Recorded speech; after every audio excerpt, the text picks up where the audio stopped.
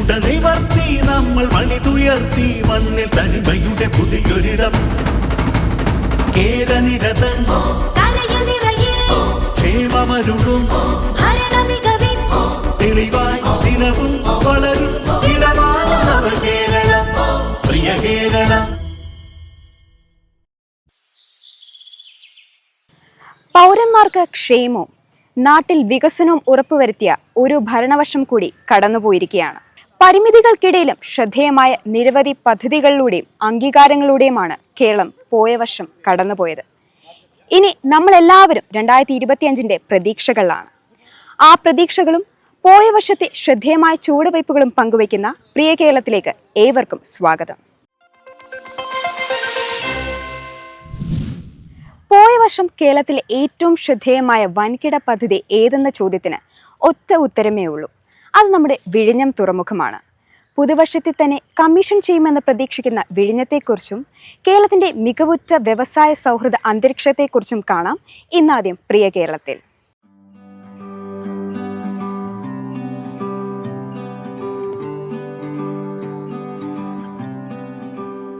കേരളത്തിന്റെ വികസന ചരിത്രത്തിൽ ഉജ്ജ്വല അധ്യായം തുന്നിച്ചേർത്തിരിക്കുകയാണ് വിഴിഞ്ഞം തുറമുഖം. 2023 ഒക്ടോബറിൽ ചൈനയിൽ നിന്നുള്ള ക്രെയിനുകളുമായി ഷെൻഹുവ 15 എന്ന ചരക്ക് കപ്പൽ തീരത്ത് നങ്കൂരമിട്ടതോടെ വിഴിഞ്ഞം തുറമുഖമെന്ന സ്വപ്ന പദ്ധതി അതിവേഗം മുന്നോട്ട് കുതിക്കുകയാണ്.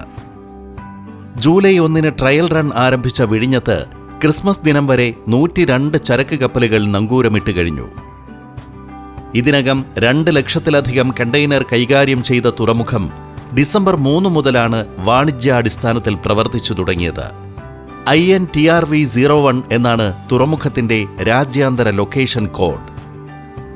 ഈ തുറമുഖം പൂർണ്ണതോതിൽ പ്രവർത്തന സജ്ജമാകുന്നതോടെ രാജ്യത്തെ കണ്ടെയ്നർ ബിസിനസിന്റെ കേന്ദ്രമായിട്ട് കേരളം മാറും എന്നാണ് കണക്കാക്കപ്പെടുന്നത്. വ്യവസായം, വാണിജ്യം, ഗതാഗതം, ടൂറിസം തുടങ്ങിയ രംഗങ്ങളിൽ വലിയ വികസനത്തിനും അങ്ങനെ സംസ്ഥാനത്തിൻ്റെ പൊതുവായ സാമ്പത്തിക വളർച്ചയ്ക്കും ഈ വിഴിഞ്ഞം തുറമുഖം കാരണമാകും എന്നാണ് പ്രതീക്ഷിക്കുന്നത്. ഒന്നാം ഘട്ടം പൂർത്തിയാകുന്നതോടെ ഇക്കൊല്ലം തുടക്കത്തിൽ തന്നെ തുറമുഖത്തിന്റെ കമ്മീഷനിംഗ് നടക്കുമെന്നാണ് പ്രതീക്ഷിക്കപ്പെടുന്നത്. തുറമുഖത്തിന്റെ 2 മുതൽ 4 വരെയുള്ള ഘട്ടങ്ങൾ 2028 പൂർത്തിയാക്കുന്നതോടെ തുറമുഖം പൂർണ്ണ തോതിൽ പ്രവർത്തന സജ്ജമാകും.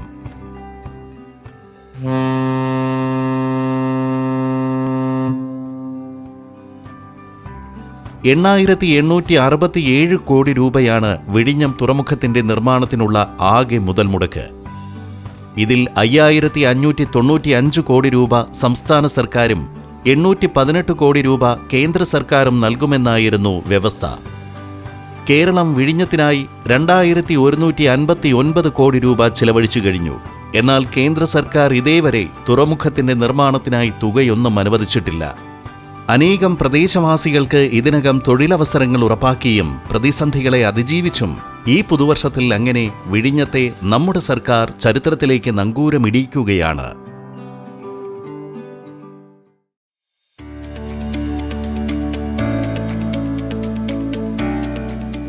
സുസ്ഥിര സാമ്പത്തിക വളർച്ച ഉറപ്പുവരുത്തുമെന്നതും എല്ലാ ജനവിഭാഗങ്ങൾക്കും പ്രാതിനിധ്യം ലഭിക്കുന്ന സംരംഭകത്വ സമൂഹമായി സംസ്ഥാനത്തെ മാറ്റുമെന്നതുമായിരുന്നു 7.5 വർഷം മുമ്പ് മുഖ്യമന്ത്രി പിണറായി വിജയന്റെ നേതൃത്വത്തിലുള്ള സർക്കാർ വ്യവസായ മേഖലയ്ക്ക് നൽകിയിരുന്ന വാഗ്ദാനം. മുമ്പില്ലാത്ത വിധം ഈ രംഗത്ത് ആത്മവിശ്വാസം സൃഷ്ടിച്ചും പിന്തുണ നൽകിയും നഷ്ടത്തിലായതും കേന്ദ്രം കൈയൊഴിയാൻ തീരുമാനിച്ചതുമായ പൊതുമേഖലാ സ്ഥാപനങ്ങൾ ഏറ്റെടുത്തും ഈ മേഖലയിൽ കേരളം പുതുചരിത്രം സൃഷ്ടിച്ചു കഴിഞ്ഞു.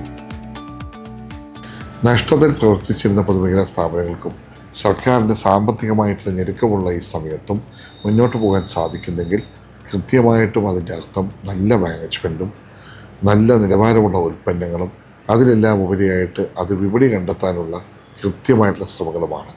ഇതിനുവേണ്ടി 1000 കൺസൾട്ടന്റുമാരെ ഇവിടെ നിയമിച്ചിട്ടില്ല. മറിച്ച് നിലവിലുള്ള ജീവനക്കാരെ ശാക്തീകരിക്കുക, എംപവർ ചെയ്യുക എന്നതാണ് നമ്മൾ ചെയ്തിട്ടുള്ളത്. ഇലക്ട്രോണിക്സ് മേഖലയിൽ ഇന്ത്യയിലെ ആദ്യത്തെ സ്റ്റേറ്റ് ലെവൽ PSU ആണ് കെൽട്രോൺ.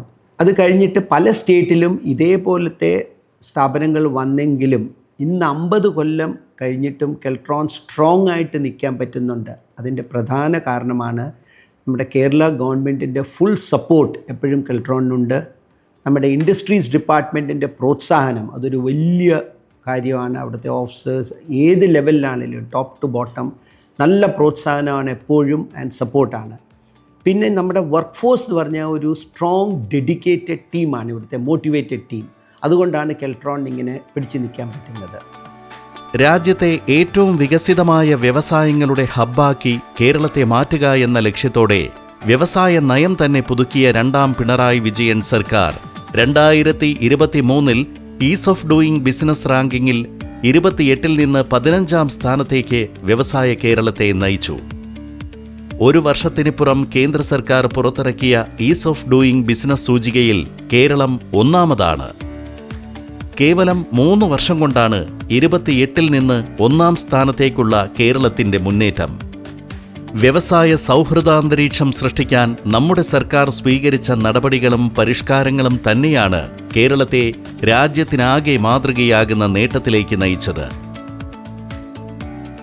പൊതുമേഖലാ സ്ഥാപനങ്ങളെ ശക്തിപ്പെടുത്തി സംരക്ഷിക്കുക എന്നതാണ് സർക്കാരിൻ്റെ കാഴ്ചപ്പാട്. അതിനാവശ്യമായിട്ടുള്ള പദ്ധതികൾ ആവിഷ്കരിക്കുകയുണ്ടായി. എല്ലാ പൊതുമേഖലാ സ്ഥാപനങ്ങളും ഡയറക്ട് ബോർഡിൽ വിദഗ്ധരായ ആളുകൾ ഉൾപ്പെടുത്തി MD മുതൽ താഴോട്ട് വരെയുള്ള എല്ലാ നിയമനങ്ങളും റിക്രൂട്ട്മെൻറ്റ് ബോർഡിൻ്റെ പരിധിയിലേക്ക് വിട്ടു. അതോടൊപ്പം തന്നെ ഓഡിറ്റ് റിപ്പോർട്ട് ഉൾപ്പെടെയുള്ള കാര്യങ്ങൾ സമയബന്ധിതമായി നൽകാനുള്ള സംവിധാനത്തിലേക്ക് എത്തി. പൊതുമേഖലാ സ്ഥാപനങ്ങളുടെ ഉൽപ്പന്നങ്ങളുടെ വിപണനത്തിന് വേണ്ടി KSHOP എന്ന പുതിയ ഒരു e-commerce പ്ലാറ്റ്ഫോം രൂപപ്പെടുത്തി.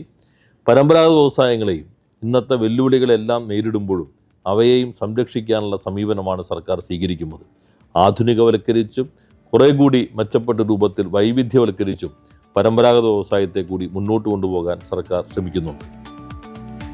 കെൽട്രോൺ ഉൾപ്പെടെയുള്ള പൊതുമേഖലാ സ്ഥാപനങ്ങൾ, മിഷൻ 1000ലേക്ക് തിരഞ്ഞെടുക്കപ്പെട്ട സ്വകാര്യ സംരംഭങ്ങൾ, കേന്ദ്ര സർക്കാരിന്റെ അംഗീകാരവും സ്വന്തമാക്കി വളരുന്ന സ്റ്റാർട്ടപ്പുകൾ തുടങ്ങിയവയെല്ലാം വ്യവസായ രംഗത്തെ കേരളത്തിന്റെ മുന്നേറ്റത്തിന്റെ സാക്ഷ്യപത്രങ്ങളാണ്. IT രംഗത്തുള്ളവർ ഏറ്റവും അധികം തൊഴിൽ ചെയ്യാൻ ആഗ്രഹിക്കുന്ന സംസ്ഥാനം, നൈപുണ്യ വികസനത്തിലൂടെ മുന്നേറ്റം ഉറപ്പാക്കുന്ന തൊഴിൽ സാഹചര്യമുള്ള നാട്, വിദേശ കമ്പനികൾ സംരംഭത്തിനായി ഏറെ താൽപ്പര്യം പ്രകടിപ്പിക്കുന്ന നാട് തുടങ്ങി വ്യവസായ ലോകത്ത് നമ്മൾ നമ്മുടെ മേൽവിലാസം മാറ്റിക്കഴിഞ്ഞു. ചിട്ടയായ പ്രവർത്തനം, ഇച്ഛാശക്തിയുള്ള ഇടപെടലുകൾ, ഉറപ്പുള്ള ഭരണം, അങ്ങനെ 2025-ലും വ്യവസായ കേരളം വളരുകയാണ്.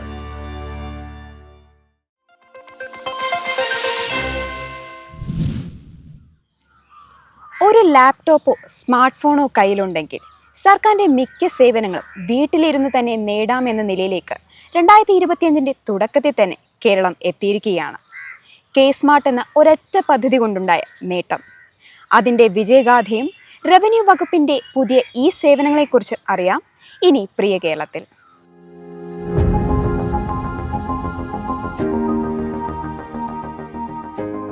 രണ്ടാം പിണറായി വിജയൻ സർക്കാർ 2024 ജനുവരി 1 മുതൽ ഗവേണൻസ് രംഗത്ത് വിപ്ലവകരമായ മാറ്റം സാധ്യമാക്കിയ പദ്ധതിയാണ് Kerala solutions for managing administrative reformation and transformation അഥവാ K-Smart.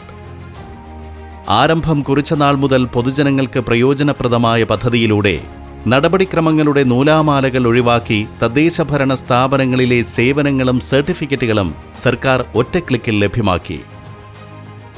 LSTD അതായത് തദ്ദേശ സ്വയംഭരണ സ്ഥാപനങ്ങളാണ് നമ്മൾ ആദ്യമായിട്ട് സ്റ്റാർട്ട് ചെയ്യുന്നെങ്കിലും ഞങ്ങളുടെ ഒരു വിഷൻ എന്നാൽ മൊത്തം കേരളത്തിൽ എല്ലാവരും K-Smart യൂസ് ചെയ്ത് എല്ലാ ഡിപ്പാർട്ട്മെൻറ്റ്സിൻ്റെയും അപ്ഡേറ്റ്സും എല്ലാം ഈ K-Smart ആപ്പ് വഴി ജനങ്ങൾക്ക് എത്തണം. ബിക്കോസ് ജനങ്ങൾക്ക് വേണ്ടിയാണ് ഗവൺമെൻറ് ഓഫീസസിന് വേണ്ടിയല്ല ജനങ്ങൾ. ഗവൺമെൻറ് ഓഫീസ് എവിടെ ഇരിക്കുന്നു എന്ന് പോലും ജനങ്ങൾ അറിയേണ്ട കാര്യമില്ല. ജനങ്ങൾ അവരുടെ കാര്യങ്ങൾ ഗവൺമെൻറ്റിനോട് പറയുന്നു, ഗവൺമെൻറ് അതിൻ്റെ ഡിസിഷൻ തിരിച്ചറിയിക്കുന്നു. അതിന് ഒരു ഗവൺമെൻറ് ഓഫീസ് കയറി ഇറങ്ങേണ്ടയോ ഒരു മധ്യസ്ഥരുടെയോ ഒന്നും ആവശ്യമില്ല. സോ അതാണ് ഈ K-Smartൻ്റെ ഉദ്ദേശവും. അതിൻ്റെ വിജയകരമായിട്ടുള്ള പ്രയാണം ഇപ്പോൾ നടന്നുകൊണ്ടിരിക്കുകയാണ്. 30 ലക്ഷത്തോളം ഫയലുകളാണ് K-Smartലൂടെ ഇതിനകം കോർപ്പറേഷനുകളിലും മുനിസിപ്പാലിറ്റികളിലുമായി സ്വീകരിച്ചത്. ഇതിൽ 3/4 പങ്കും തീർപ്പാക്കി കഴിഞ്ഞു. ഓരോ ഓഫീസിലെയും ജില്ലയിലെയും ഫയലുകൾ പരിഹരിച്ചതിന്റെ സ്ഥിതി വിവരക്കണക്കുകൾ പൊതുജനങ്ങൾക്ക് ലഭ്യമാക്കുന്ന ഈ പദ്ധതിയിലൂടെ സേവനങ്ങൾക്കായുള്ള അപേക്ഷകളും പരാതികളും ഓൺലൈനായി സമർപ്പിക്കാനും അവയുടെ സ്റ്റാറ്റസ് ഓൺലൈനായി അറിയാനും സാധിക്കും. ജനന, മരണ, വിവാഹ രജിസ്ട്രേഷനുകൾ, ബിൽഡിംഗ് പെർമിറ്റ്, സർട്ടിഫിക്കറ്റുകൾ, സാക്ഷ്യപത്രങ്ങൾ, ഭൂമി വിവരങ്ങൾ എന്നിവയെല്ലാം മണിക്കൂറുകൾക്കുള്ളിൽ ഓൺലൈനായി അപേക്ഷകന് നൽകുന്ന കെ-സ്മാർട്ട് സംവിധാനം പുതുവർഷത്തിൽ നമ്മുടെ സർക്കാർ പഞ്ചായത്തുകളിലേക്ക് കൂടി വ്യാപിപ്പിക്കുകയാണ്. തിരുവനന്തപുരം ജില്ലാ പഞ്ചായത്ത്, നെടുമങ്ങാട് ബ്ലോക്ക് പഞ്ചായത്ത്, കരകുളം ഗ്രാമപഞ്ചായത്ത് എന്നിവിടങ്ങളിൽ കെ-സ്മാർട്ടിന്റെ പൈലറ്റ് റൺ ആരംഭിച്ചു കഴിഞ്ഞു. അങ്ങനെ കെ-ഫോണിനും കെ-5 പദ്ധതിക്കും പിന്നാലെ കെ-സ്മാർട്ട് കൂടി പൂർണ്ണ തോതിലാകുന്നതോടെ കേരളം ഈ രംഗത്ത് രാജ്യത്തിന് തന്നെ മാതൃകയാവുകയാണ്.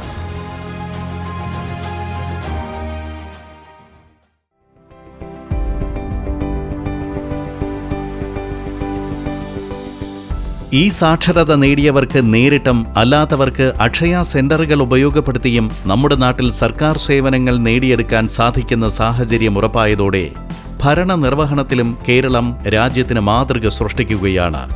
ആധുനിക സാങ്കേതിക വിദ്യയും ഡിജിറ്റൽ പ്ലാറ്റ്ഫോമുകളും പ്രയോജനപ്പെടുത്തി 1666 വില്ലേജുകൾക്ക് പ്രത്യേകം ഔദ്യോഗിക വെബ്സൈറ്റുകളും 900-ലധികം സേവനങ്ങൾ ഒരൊറ്റ ക്ലിക്കിൽ ലഭ്യമാക്കാനുള്ള സംവിധാനവും ഏർപ്പെടുത്തിയ സംസ്ഥാന സർക്കാർ പൊതുസേവനങ്ങൾ സുതാര്യതയോടെയും വേഗത്തിലും എല്ലാ വിഭാഗം ജനങ്ങൾക്കും ലഭ്യമാക്കുന്നു. അതിന്റെ തുടർച്ചയെന്ന നിലയിൽ പോയ വർഷം 12 സേവനങ്ങൾ കൂടി റവന്യൂ വകുപ്പ് സ്മാർട്ട് സേവന പരിധിയിൽ ഉൾപ്പെടുത്തിക്കഴിഞ്ഞു. സംസ്ഥാനത്ത് തന്നെ ഏറ്റവും കൂടുതൽ സേവനങ്ങൾ ലഭ്യമാക്കേണ്ടതും ഏറ്റവും കൂടുതൽ ആളുകൾക്ക് ആശ്രയിക്കേണ്ടത് വരുന്നതുമായിട്ടുള്ളൊരു വകുപ്പാണ് റവന്യൂ വകുപ്പ്.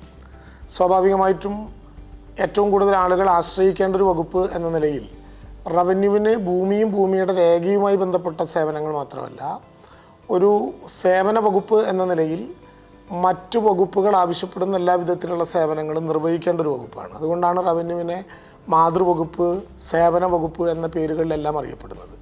തീർച്ചയായിട്ടും റവന്യൂ വകുപ്പിൻ്റെ സമ്പൂർണ്ണമായിട്ടുള്ള വൽക്കരണമാണ് ഈ ഗവൺമെൻറ്റിൻ്റെ കാലത്ത് ഏറ്റവും പ്രധാനപ്പെട്ട ലക്ഷ്യങ്ങളിലൊന്നായിരുന്നത്. ഇതിൻ്റെ അടിസ്ഥാനത്തിൽ 1666 വില്ലേജ് ഓഫീസുകൾ, 78 താലൂക്ക് ഓഫീസുകൾ, 27 RD ഓഫീസുകൾ, കളക്ട്രേറ്റുകൾ, ലാൻഡ് റവന്യൂ കമ്മീഷണറേറ്റ്, സെക്രട്ടേറിയറ്റ്, 2000-ഓളം വരുന്ന റവന്യൂ ഓഫീസുകൾ സമ്പൂർണ്ണമായി ഓഫീസുകളായി മാറിയിട്ടുള്ള അത്ഭുതകരമായിട്ടുള്ളൊരു മാറ്റത്തിന് കേരളം സാക്ഷ്യം വഹിച്ചു. പ്രവാസികൾക്ക് ഭൂസംബന്ധമായ സേവനങ്ങൾ ഏത് ഭൂമിയും തിരയാനുള്ള സൗകര്യം ലഭ്യമാക്കുന്ന www.revenue.kerala.gov.in KBT അപ്പീൽ ഓൺലൈൻ സംവിധാനം, revenue recovery digital payment, business user pan ഉപയോഗിച്ചുള്ള ലോഗിൻ സൗകര്യം, തണ്ടപ്പേർ സർട്ടിഫിക്കറ്റ്, പ്രീമ്യൂട്ടേഷൻ സ്കെച്ച്, പോക്കുവരവ്, ഭൂപരിപാലനം, ഭൂനികുതി അടയ്ക്കൽ, ലൊക്കേഷൻ സ്കെച്ച്, മുൻ സർവേ റെക്കോർഡുകൾ, ഡിജിറ്റൽ സർവേ മാപ്പ്, ലാൻഡ് ഐഡന്റിഫിക്കേഷൻ എന്നീ സേവനങ്ങൾ ഈ പോർട്ടൽ വഴി ലഭിക്കും. ഭൂമി കൈമാറ്റം, ഭൂമി രജിസ്ട്രേഷൻ ചെയ്യാനുള്ള ടെംപ്ലേറ്റ് സംവിധാനം, പ്രീമ്യൂട്ടേഷൻ, ഓട്ടോ മ്യൂട്ടേഷൻ, ബാധ്യതാ സർട്ടിഫിക്കറ്റ്, ഭൂനികുതി അടവ്, ഭൂമി തരംമാറ്റം, ഭൂമിയുടെ ന്യായവില നിർണയം തുടങ്ങിയ സേവനങ്ങളെല്ലാം ഓൺലൈനിൽ ലഭ്യമാകുന്ന നാടായി നമ്മുടെ സംസ്ഥാനം മാറിക്കഴിഞ്ഞു. അതിലൂടെ സമഗ്ര ഭൂവിവര ഡിജിറ്റൽ സംവിധാനമുള്ള രാജ്യത്തെ ആദ്യ സംസ്ഥാനമായി കേരളം മാറുകയാണ്.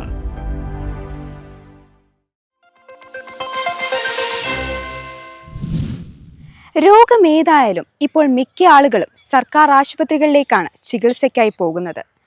സൗജന്യ ചികിത്സ കിട്ടുമെന്നതുകൊണ്ട് മാത്രമല്ല, ലോകോത്തര നിലവാരമുള്ള സേവനമാണ് നമുക്കവിടെ നിന്ന് ലഭിക്കുന്നത്.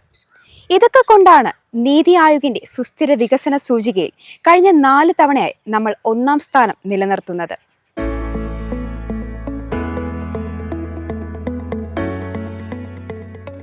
രാജ്യത്തെ ഏറ്റവും മികച്ച ആരോഗ്യ പരിപാലന സംവിധാനങ്ങളുള്ള നാടാണ് കേരളം.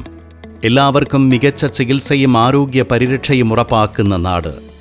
ജനകീയ ആരോഗ്യ കേന്ദ്രങ്ങൾ മുതൽ മെഡിക്കൽ കോളേജുകൾ വരെയുള്ള വിപുലമായ ആരോഗ്യ പരിപാലന ശൃംഖലയിലൂടെ മുന്നേറുന്ന കേരളം ആരോഗ്യരംഗത്തെ ഏത് വെല്ലുവിളിയും നേരിടാൻ ശക്തി പ്രാപിച്ചു കഴിഞ്ഞു. ചിക്കുൻഗുനിയ മുതൽ H1N1 വരെയുള്ള വിവിധതരം പനികൾ, നിപ്പ, കോവിഡ് തുടങ്ങിയവയ്ക്ക് ശക്തമായ പ്രതിരോധം തീർത്ത സംസ്ഥാനം ആരോഗ്യമേഖലയിൽ സമഗ്ര വികസനം സാധ്യമാക്കുകയാണ്. ജനിതകമായ അപൂർവ രോഗങ്ങൾ മൂലം കഷ്ടതയനുഭവിക്കുന്ന 12 വയസ്സിന് താഴെ പ്രായമുള്ള കുഞ്ഞുങ്ങൾക്ക് ലക്ഷങ്ങൾ ചിലവ് വരുന്ന ചികിത്സ സൗജന്യമായി നൽകുന്ന കെയർ പദ്ധതിക്ക് തുടക്കമിട്ടത് കഴിഞ്ഞ വർഷമാണ്.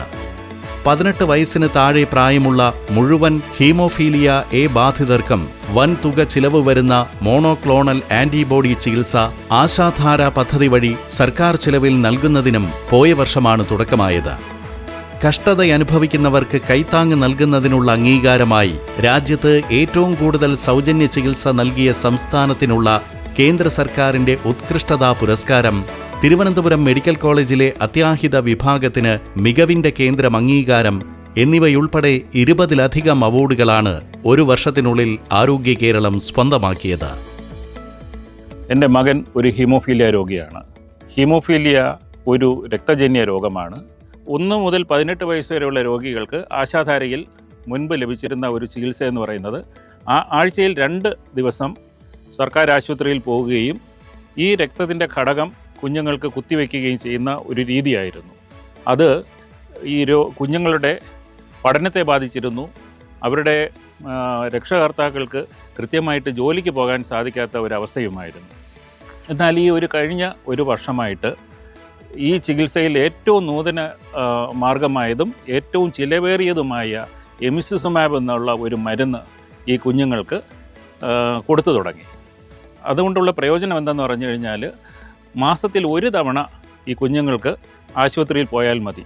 അവർക്ക് ഈ ഒരു ഇഞ്ചക്ഷൻ എടുത്തു കഴിഞ്ഞാൽ അടുത്ത 1 മാസം രോഗികൾക്ക് ബ്ലീഡിംഗ് ഇല്ലാത്ത ഒരവസ്ഥയാണ്. ഇത് ഇന്ത്യയിൽ തന്നെ ആദ്യമായിട്ടാണ് ഇങ്ങനെ ഒരു ചികിത്സാ രീതി ഒരു സംസ്ഥാനം അഡോപ്റ്റ് ചെയ്തിരിക്കുന്നത്. ഇത് പുതിയ ഒരു നാഴികക്കല്ലാണ് ശരിക്കും പറഞ്ഞാൽ ഹീമോഫീലിയ ചികിത്സയ്ക്ക് ഇന്ന് ഇന്ത്യയിൽ കണ്ടു തുടങ്ങിയത്. ജീവിതശൈലീ രോഗങ്ങളെ ഫലപ്രദമായി ചെറുക്കാൻ പദ്ധതികൾ നടപ്പിലാക്കിയും ജില്ലാ ആശുപത്രികളിൽ വരെ സങ്കീർണമായ ശസ്ത്രക്രിയകൾ നടത്താൻ സൗകര്യം ഏർപ്പെടുത്തിയും ആന്റിബയോട്ടിക്കുകളുടെ അമിത ഉപയോഗം തടയുന്നതിന് കാർസ്നെറ്റ് AMR ശൃംഖല രൂപീകരിച്ചുമെല്ലാം സുരക്ഷ ഉറപ്പാക്കുന്ന കേരളം ആരോഗ്യരംഗത്ത് ഇപ്പോൾ രാജ്യത്തിനാകെ മാതൃകയാണ്. സുസ്ഥിര വികസന ലക്ഷ്യങ്ങൾ കൈവരിക്കാനൊരുങ്ങുന്ന സംസ്ഥാനത്ത് എല്ലാവർക്കും പ്രാപ്യവും സമഗ്രവും ഗുണനിലവാരമുള്ളതുമായ ആരോഗ്യ സേവനങ്ങൾ ലഭ്യമാക്കുകയാണ് നമ്മുടെ സർക്കാർ. അതുതന്നെയാണ് ആരോഗ്യരംഗത്തെ കേരളത്തിന്റെ ശക്തിയും മുന്നേറ്റത്തിനുള്ള ഊർജവും.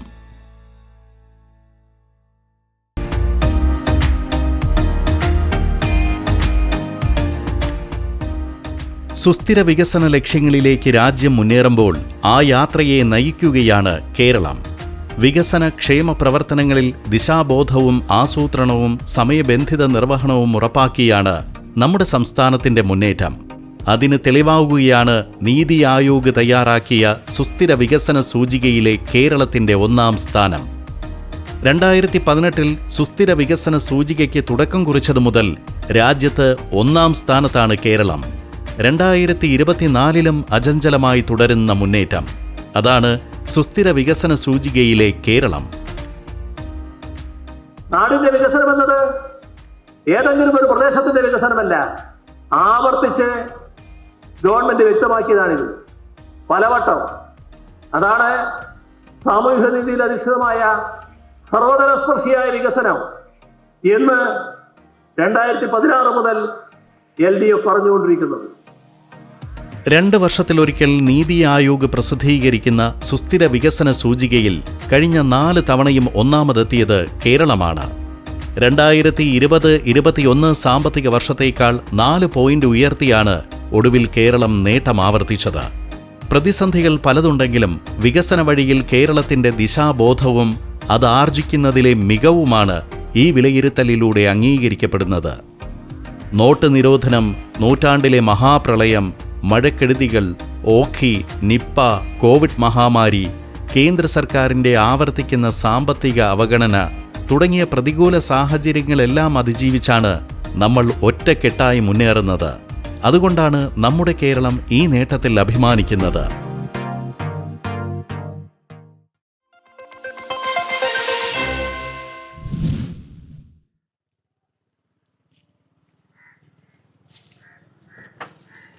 ഹോട്ടലിൽ പോയി ഭക്ഷണം കഴിക്കുമ്പോൾ നമ്മളിപ്പോൾ പറയുന്നൊരു വാക്കില്ലേ, ഭക്ഷ്യസുരക്ഷ.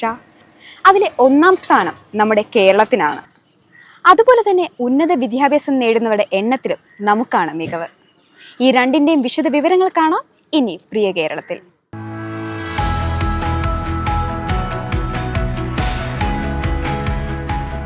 ഭക്ഷ്യസുരക്ഷയിൽ ചരിത്ര നേട്ടത്തിന്റെ നെറുകയിലാണ് കേരളം. രാജ്യത്തെ ഭക്ഷ്യസുരക്ഷാ സൂചികയിൽ 2024 രണ്ടാം തവണയും ഒന്നാം സ്ഥാനം. Food safety and standards authority of India ആധാരമാക്കിയ മാനദണ്ഡങ്ങളിലെല്ലാം ഏറ്റവും മുൻപിൽ. ഇപ്പോഴിതാ മികച്ച ഭക്ഷണം ലഭിക്കാൻ ഭൗതികവും സാമൂഹികവും സാമ്പത്തികവുമായ സാഹചര്യം സൃഷ്ടിക്കുന്നതിലും നമ്മൾ ഒന്നാമതാണെന്ന് ആവർത്തിച്ചു തെളിയിക്കുകയാണ്. തുടർച്ചയായ രണ്ടാം വർഷം എല്ലാ മാനദണ്ഡങ്ങളിലും ഏതാണ്ട് 98% മാനദണ്ഡങ്ങളിലും ഒന്നാം സ്ഥാനം നേടിക്കൊണ്ടാണ് ഈ ഒന്നാം സ്ഥാനം കേരളത്തിന് ലഭിച്ചിരിക്കുന്നത്. നമ്മുടെ ലക്ഷ്യം കേരളം ഒരു ടൂറിസ്റ്റ് ഡെസ്റ്റിനേഷനാണ്. അതോടൊപ്പം തന്നെ ഇപ്പോൾ കേരളീയരെ സംബന്ധിച്ചിടത്തോളം പുറത്തുനിന്ന് ഭക്ഷണം കഴിക്കുന്നവരുടെ എണ്ണത്തിൽ ഗണ്യമായ വർധനവ് ഉണ്ടായിട്ടുണ്ട്. അപ്പോൾ കേരളത്തിൽ പുറത്ത്, അതായത് ഹോട്ടലുകളിലും റെസ്റ്റോറൻറ്റുകളിലും ഭക്ഷണശാലകളിൽ നിന്ന് ഭക്ഷണം കഴിക്കുമ്പോൾ അത് സുരക്ഷിത ഭക്ഷണമാകണം എന്ന് ഉറപ്പിക്കാൻ കഴിയണം, അല്ലെങ്കിൽ സുരക്ഷിത ഭക്ഷണമാകണം. അതിനു വേണ്ടിയിട്ടുള്ള പരിശ്രമങ്ങളാണ് നടത്തിയിട്ടുള്ളത്. വിവിധ ബോധവൽക്കരണ പരിപാടികൾ ഉൾപ്പെടെ സംസ്ഥാനത്തെ ഭക്ഷ്യസുരക്ഷാ രംഗത്ത് ഓരോ വർഷവും നടപ്പിലാക്കുന്ന പ്രവർത്തന മികവ് വിലയിരുത്തിയാണ് കേന്ദ്ര സർക്കാർ ദേശീയ ഭക്ഷ്യസുരക്ഷാ സൂചിക തയ്യാറാക്കുന്നത്. ഭക്ഷ്യസുരക്ഷയുമായി ബന്ധപ്പെട്ട പരിശോധനകൾ, സാമ്പിൾ ശേഖരണം, സാമ്പിൾ പരിശോധന, NABL അംഗീകാരമുള്ള ലാബുകളുടെ എണ്ണം, പരിശോധനാ മികവ്, ഈറ്റ് റൈറ്റ് ഇനിഷ്യേറ്റീവുകൾ, വിവിധ ബോധവൽക്കരണ പരിപാടികൾ തുടങ്ങി 40ഓളം പ്രവർത്തന മേഖലകൾ വിലയിരുത്തിയതിൽ മിക്കതിലും കേരളം ഇത്തവണയും ഒന്നാമതെത്തി. 140 പഞ്ചായത്തുകളിൽ ഭക്ഷ്യസുരക്ഷാ ഗ്രാമപഞ്ചായത്ത് പദ്ധതി നടപ്പിലാക്കിയും 500ഓളം സ്കൂളുകളിൽ safe and nutritious food at school പദ്ധതി യാഥാർത്ഥ്യമാക്കിയും 3000ഓളം ഭക്ഷ്യസുരക്ഷാ ബോധവൽക്കരണ ക്ലാസുകൾ നടപ്പാക്കിയുമാണ് ദേശീയ തലത്തിൽ പോയ വർഷം കേരളം നേട്ടത്തിനർഹരായത്.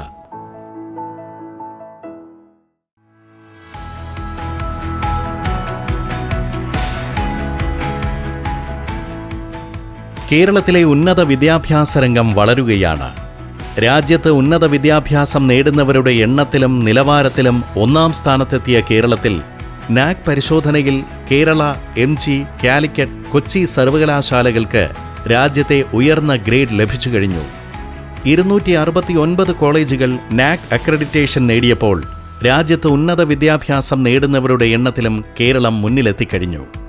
ധനവകുപ്പിന് കീഴിലെ സ്വതന്ത്ര ഗവേഷണ സ്ഥാപനമായ പബ്ലിക് പോളിസി റിസർച്ച് ഇൻസ്റ്റിറ്റ്യൂട്ട് തയ്യാറാക്കിയ റിപ്പോർട്ട് അനുസരിച്ച് സ്ത്രീകളും SC/ST വിഭാഗങ്ങളും ആർജിച്ച വിദ്യാഭ്യാസ നേട്ടങ്ങളിലും കേരളം ദേശീയ ശരാശരിയേക്കാൾ ഏറെ മുന്നിലാണ്. സ്ത്രീകളുടെയും SC/ST വിഭാഗങ്ങളുടെയും വിദ്യാഭ്യാസത്തിൽ 9 വർഷത്തിനിടെ കേരളത്തിൽ 18.9% വർധനമുണ്ടായപ്പോൾ ദേശീയ തലത്തിൽ വളർച്ച 7% മാത്രമാണ്. ഉന്നത വിദ്യാഭ്യാസം നേടുന്ന ആൺകുട്ടികളുടെ എണ്ണം സംസ്ഥാനത്ത് 15.6% വർദ്ധിച്ചു കഴിഞ്ഞു. 4 വർഷ ഡിഗ്രി കോഴ്സിൽ ചേരുന്നവർക്ക് 3-ാം വർഷ പരീക്ഷ എഴുതി ബിരുദം നേടി പുറത്തുപോകാനും 4-ാം വർഷ പരീക്ഷ പാസ്സാവുന്നവർക്ക് ഓണേഴ്സ് ബിരുദം ലഭിക്കാനുമുള്ള അവസരമൊരുക്കുന്ന 4 വർഷ ബിരുദ പഠനത്തിന് വിവിധ സർവകലാശാലകളിൽ തുടക്കം കുറിച്ചു കഴിഞ്ഞു. FIUGP എന്ന് പറഞ്ഞാൽ നമുക്ക് വേണമെങ്കിൽ 3 വർഷത്തിൽ എക്സിറ്റ് അടിക്കാം, ഒരു ഡിഗ്രി ഗ്രാജുവേഷൻ സർട്ടിഫിക്കറ്റ് വെച്ചിട്ട് എക്സിറ്റ് അടിക്കാം. അല്ലെങ്കിൽ 4ാമത്തെ വർഷത്തിലേക്ക് ഹോണേഴ്സ് ഡിഗ്രിയോടെ നമുക്ക് പുറത്തിറങ്ങാം. റിസർച്ച് ലെവൽ അവസരം കൂടി ഒരു കുട്ടിക്ക് FIUGP മുന്നിൽ നിർത്തുന്നുണ്ട്. സർക്കാരും അതുപോലെ തന്നെ വിദ്യാർത്ഥി സമൂഹം മുഴുവനും ഇതിനോടൊപ്പം ഒരുമിച്ച് നിൽക്കുന്നത് ഉള്ള പ്രതീക്ഷ തന്നെയാണ് ഞങ്ങൾക്കുള്ളത്. അപ്പോൾ നമ്മൾ ഡിഗ്രി പഠിച്ചിറങ്ങുന്ന സമയത്ത് നമ്മൾ പഠിക്കുന്ന മേജർ മാത്രമേ നമ്മൾ സാധാരണ പഠിച്ചിറങ്ങുന്നുള്ളൂ. എന്നാൽ ഈ സമയത്ത് നമുക്കിഷ്ടപ്പെട്ട മറ്റ് ഡിപ്പാർട്ട്മെൻറ്റുകൾ, ഇപ്പോൾ എനിക്ക് ഏറ്റവും ഇഷ്ടപ്പെട്ട ഡിപ്പാർട്ട്മെൻറ്റാണ് ഇംഗ്ലീഷ് ഡിപ്പാർട്ട്മെൻറ്റ് അല്ലെങ്കിൽ മലയാളം ഡിപ്പാർട്ട്മെൻറ്റ്.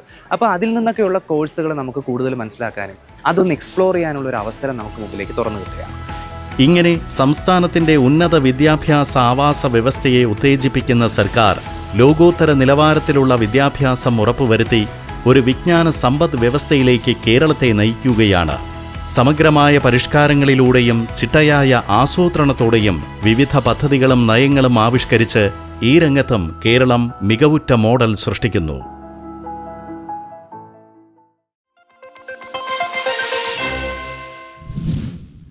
കഴിഞ്ഞ കാഴ്ചകളിലെല്ലാം നല്ലൊരു സൂചനയുണ്ട്. അതെന്താന്ന് ഞാൻ പറയാം. പ്രതീക്ഷയുള്ള ഭാവി കാലം. ആ ശുഭാപ്തി വിശ്വാസമാണ് സംസ്ഥാന സർക്കാർ നമുക്ക് നൽകുന്ന പുതുവത്സര സമ്മാനം. പുതിയ പദ്ധതികളെക്കുറിച്ചും നേട്ടങ്ങളെക്കുറിച്ചും കൂടുതൽ വിവരങ്ങളുമായി പ്രിയ കേരളം ഇനി അടുത്ത ആഴ്ച. നിങ്ങളുടെ വിലയേറിയ അഭിപ്രായങ്ങൾ രേഖപ്പെടുത്താം PRD program producer@gmail.com എന്ന ഇമെയിൽ വിലാസത്തിലൂടെ.